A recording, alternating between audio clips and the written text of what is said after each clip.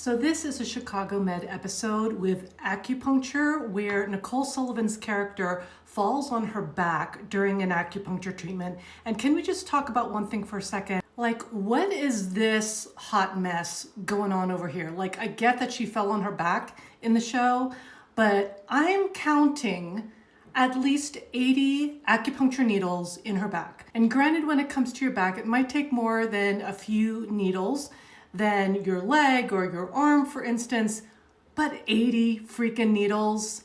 Never heard of that in my life. I never performed that many on a back in my life, and I don't think any of my acupuncture colleagues have done that either.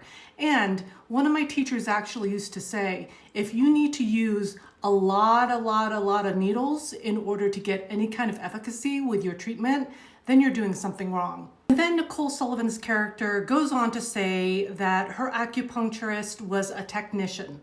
That is a red flag right there, because if you are a licensed acupuncturist, you're literally called an acupuncturist or a practitioner, never a technician. If you're seeing a technician, girl, that's where your problem started. If she had actually seen a licensed acupuncturist, she would not be receiving a treatment where the needles, like that, are perpendicular straight into the back, because a licensed acupuncturist knows that could cause pneumothorax, which is a fancy way of saying puncturing the lung. A licensed acupuncturist knows not to do that. We've been trained for at least 4 years in a Master's of Science acupuncture degree versus someone who gets a certification over the weekend. I'm just saying, if I'm gonna go and see someone who's going to manipulate my body in any way, I would prefer that they actually got trained. The doctor then goes ahead and prescribes 4 milligrams of morphine, as well as using a hemostat in order to remove the needles.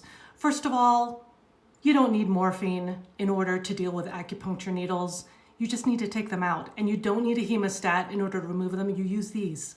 I've been a licensed acupuncturist for almost 18 years now, and never once in my entire career or ever have I heard from any of my acupuncture colleagues a patient getting so wild on the table that they are flailing about and falling smack on their back and getting this kind of result. This is just sloppy entertainment, in my opinion. You can't even consult a licensed acupuncturist so that you can get it correct, so you don't create this hot mess here and then have this fear-mongering going on out into mainstream media about acupuncture. And as an aside, I know that people love to talk about acupuncture as this woo-woo out there modality, when the reality is that kings and queens of China and royal courts of China were consulting their acupuncturists for their own health. This has been around for over 2,000 years, so it's got some longevity compared to some other kinds of medicine that haven't been around that long. Before anyone comes at me, understand that my father is a Western physician.